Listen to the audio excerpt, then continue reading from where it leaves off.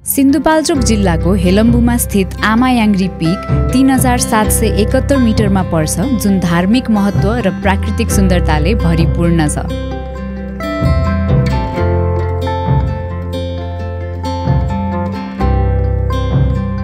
यहाँबाट गणेश हिमाल, लाङटाङ हिमाल, गौरी शङ्कर, दोर्जे लाक्पा, जुगल लगायत कैयौं हिमशृङ्खलाहरू नजिकैबाट अवलोकन गर्न सकिन्छ र जाडो मौसममा त्यो चिसो हावा सँगसँगै डाँडा काँडा ढाक्ने गरी हिउँ परिरहेको दृश्य पनि अवलोकन गर्न सकिन्छ।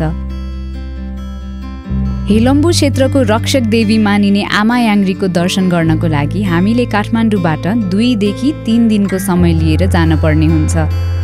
त्यो समयमा त्यहाँको फरफराउँदो झण्डा, ती विशिष्ट हिमाल र हेलम्बुको शान्त उपत्यकाको माथि उठेको आमायाङ्ग्रीको प्राकृतिक सौन्दर्य र सांस्कृतिक झलक अनुभव गर्न सकिन्छ।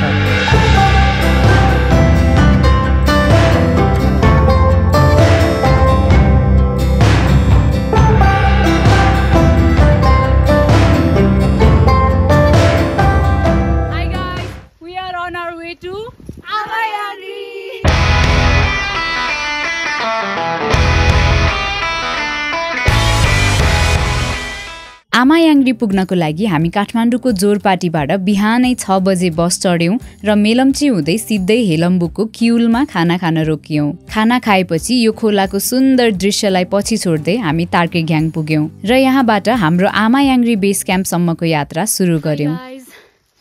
अहिले चाहिँ हामी एक्ज्याक्टली तार्केघ्याङमा पुग्यौं। So we are on our way to Amayangri peak. अनि आज बिहान हामी 6 बजे काठमाडौँबाट बस चढ्यौं अनि तार्केघ्याङ चाहिँ बसको लास्ट स्टप हो। यहाँ आइपुग्न हामीलाई अराउन्ड 7 आवर्स जति लाग्यो। सो बस चाहिँ हामीले पहिल्यै बुक गरिसकेको थियौं। डिटेल्सहरू चाहिँ म यतै कतै माथि राखिदिन्छु। हामीलाई पर पर्सन चाहिँ 650 रुपिज पर्यो अनि खाना पनि हामीले बिचमै खायौं।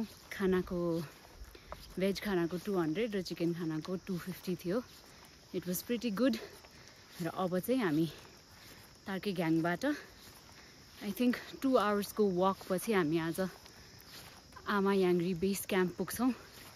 So we are on our way.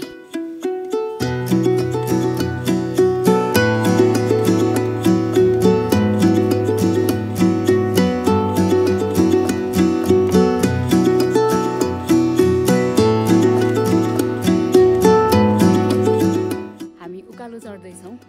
Weather चाहिँ धन्न अहिलेसम्म एकदमै राम्रो छ, सुइटेबल छ। यो रुट चाहिँ डिफिकल्टी लेभल चाहिँ म मोडरेट भन्छु। एकदम इजी पनि छैन तर त्यस्तो एकदमै धेरै डिफिकल्ट पनि होइन। जियोस् अहिले त्यस्तो वेल डेभलप ट्रेल भन्ने छैन। अहिलेसम्म चाहिँ बाटो यस्तै नै छ, which is not that difficult. वरिपरि जङ्गल नै जङ्गल भएको हुनाले त्यस्तो घाम पनि परेको छैन, शीतल छ। So I am enjoying the trail so far.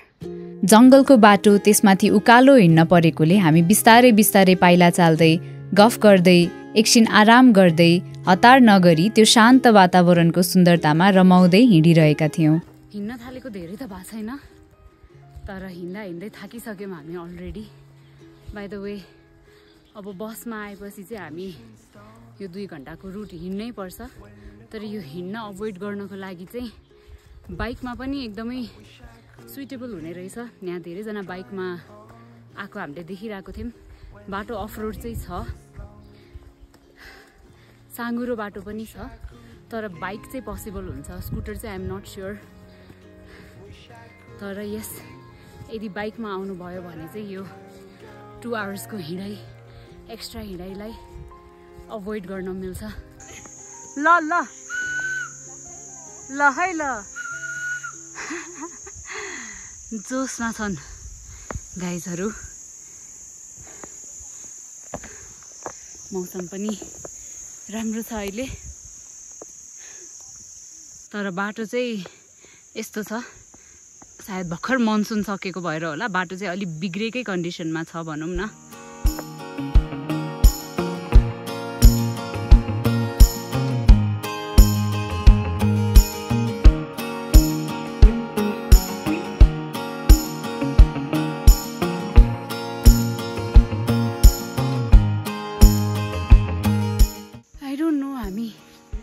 घन्टा पनि हिँड्यौँ कि हिँडेको छैनौँ, तर अझै पनि उकालो चाहिँ जारी नै छ, उकालो सकेको छैन। थकित स्टेजमा पुग्दै समय हामी चाहिँ बिस्तारै बिस्तारै enjoying the view.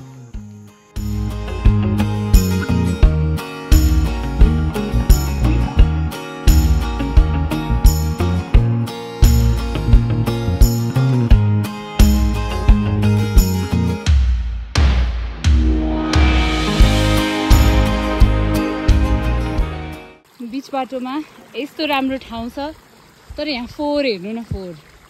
कहिले मात्रै घुमेर पुग्यो, यो बोल्ने फालेर बाले हो नि, यो त्यसलाई हो है। कहिले मात्रै घुमेर पुग्यो, लाज छैन। त्यही भएन आएर यो टिप्ने भेट्यो भने त यस्तै लौराले के भन्थे यस्तो बनाउने, हेर न ल। तर यो चाहिँ अति हो है, दिस इज सो इरेस्पोन्सिबल है। यस्तो राम्रो ठाउँ छ, यस्तो पिसफुल छ, अनि यहाँ आएर पुरै बियर यो यस्तो वेस्ट चाहिँ गर्नु भएन गाइजहरू। Let's be responsible traveller.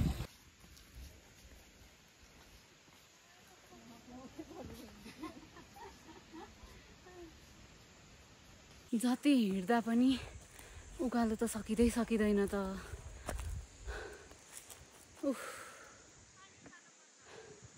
अब चाहिँ थकै लागिसक्यो, गर्मी भइसक्यो, तर अझै जारी छ हाम्रो ट्रेल। रेस्ट गर्दै गर्दै बिस्तारै बिस्तारै लड्दै पड्दै हिँडिरहेको छौँ है। Finally we are here after 2 hours of walking. We have reached Amayangri base camp. यहाँ चाहिँ यसरी बाइकहरू लिएरै आउनु भएको छ धेरैजनाले। हामी बस्ने चाहिँ यता चोमुथाङ रिजोर्ट हो, अलिकति हिँड्नुपर्छ यहाँबाट। We have already booked, हामीले पहिले बुक गरिसकेको छौँ। ओह लुक, रेनबो पनि देखिरहेको रहेछ।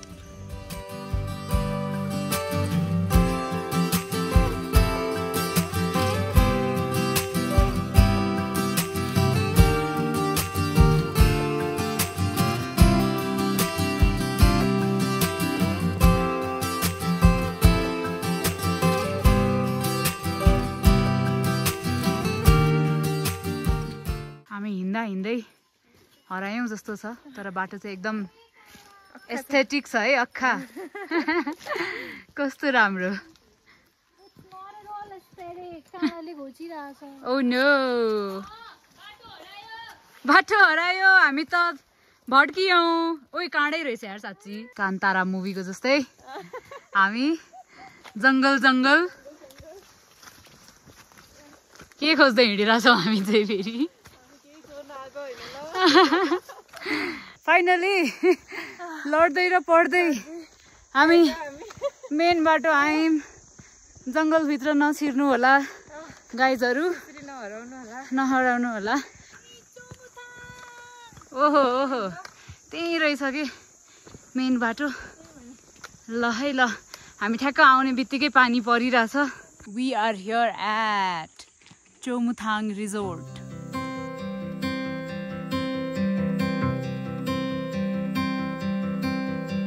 Darling, I know it's hard to let go. Soon I will hold you again. So, this is our home for the day. So, आजको हाम्रो room and this view. एउटा रुममा 3 जना अट्ने रहेछ एन्ड द भ्यू। यहाँबाट रेनबो पनि visible भइरहेछ। I don't know if you can see it or not. So Chomuthang resort चाहिँ 3200 मिटर्सको एल्टिट्युडमा छ, अनि यहाँ एकदम जाडो चाहिँ छ है। भर्खर पानी परिरहेको भएर पनि होला, चिसो एकदम छ। त्यही भएर न्यानो कपडाहरू चाहिँ ल्याउन नबिर्सिनुहोस्, जुनसुकै सिजनमा होस्। अनि रेनकोट पनि ल्याउन चाहिँ नबिर्सिनु होला। हामीले चाहिँ अब अहिले पानी पर्दैन होला भनेर रेनकोटहरू ल्याएनौँ, धन्न त्यस्तो चाहिँ भिजेनौँ, तर अब यु नेभर नो, त्यही भएर रेनकोट पनि कम्पलसरीली हाल्नु होला। अनि या ज्याकेट, वार्म सक्स सबै लिएर आउनु होला किनभने एकदम चिसो छ, हात ठिराइरहेछ। अब चाहिँ विल ह्याभ सम टी अनि तातो तातो कुराहरू खान्छौँ।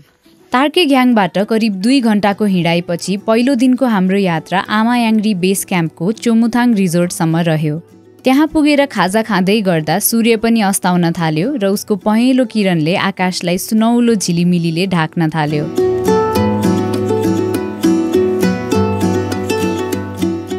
नयाँ ठाउँमा पुगेको उत्साह त थियो नै, तर भोलिपल्ट बिहान 3 बजे उठेर आमायाङ्री शिखरसम्म पुग्ने सोच भएकोले हामीले त्यो रात खाना खाएर छिट्टै सुत्ने निदो गर्यौं। Good morning, it's 3 AM in the morning. हामी चाहिँ 2 बजे उठेर रेडी भएर अब माथि पिकमा जान लागेको। त्यहाँ चाहिँ आई थिङ्क 2 आवर्सको वक भनेको छ, तर वी डोन्ट नो कति टाइम लाग्छ। जाडो चाहिँ जाडो नै छ। अब अँधेरोमा टर्च बालेर हिँड्नुपर्छ। है अँधेरोमा हिँड्यौँ हामी। ल गाइजहरू जाऊ जाऊ। कतिको एक्साइटेड? Let's go. सो हामी आमायाङ्री बेस क्याम्प होटल आयौँ। आई थिङ्क अब यहाँबाट माथि जानुपर्छ। केही देखेको चाहिँ छैन। हामी 1 घण्टाभन्दा बढी हिँडिसक्यौँ। बिहान 3 बजेको अँध्यारोमा जङ्गलको बाटो हुँदै सुरु गरेको हाम्रो यात्रालाई त्यो सानो जुनले साथ दिइरहेको थियो। 2 घण्टाको ठाडै उकालो हिँडिसकेपछि हामी बिहान 5:30 मा आमायाङ्रीको शिखरमा पुगेर सूर्योदयको पर्खाइमा बस्यौं। त्यो शान्त हेलम्बु सहर र ती विशाल हिमश्रृङ्खलालाई बादलले ढाकेका थिए।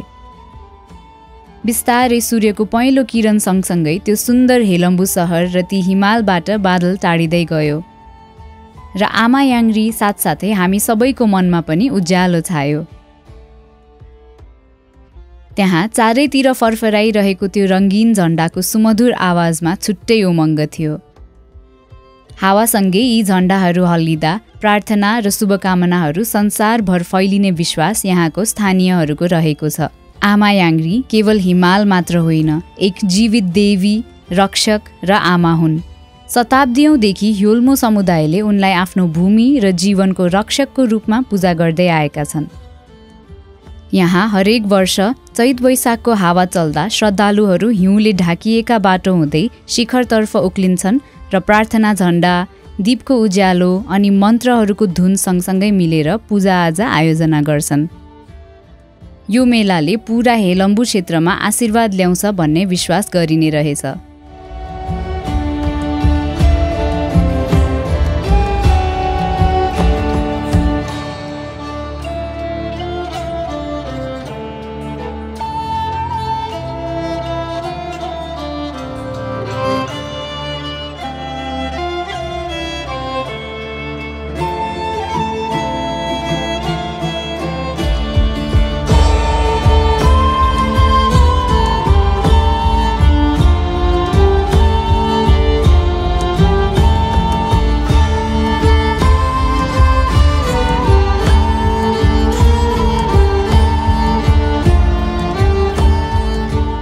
हामी पनि शिखरमा पाएको आमायाङ्रीको आशीर्वाद अनि हिमाल र प्रकृतिको अनुपम सौन्दर्य सधैँको लागि आफ्नो मनमा सुरक्षित राखेर त्यहाँबाट फर्कियौं।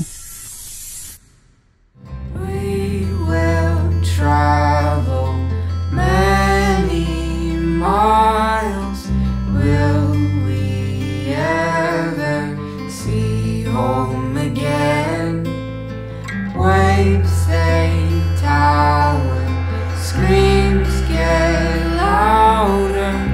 All I need is your hand in mine.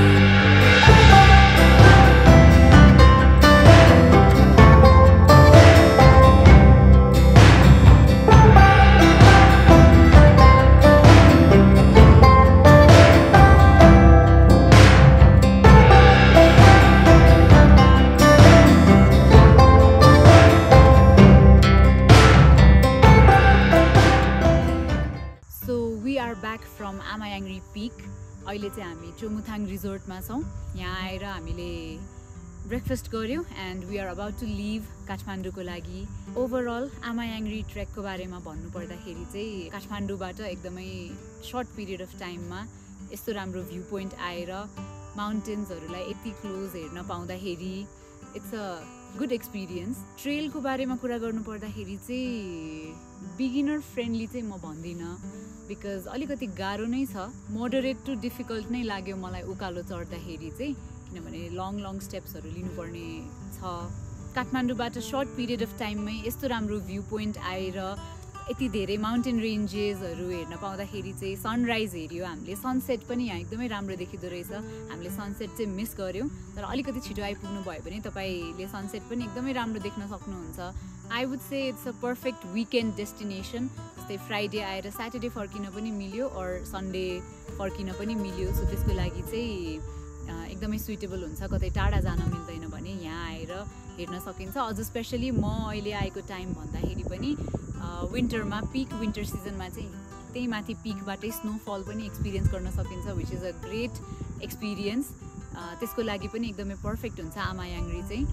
Short ट्रेकमा त्यसरी राम्रो भ्यूहरू हेर्न पाउँदाखेरि चाहिँ this is highly recommended trek from my side. And thank you for watching my video. If you love travel content like this, do subscribe to my channel and I'll keep uploading more videos.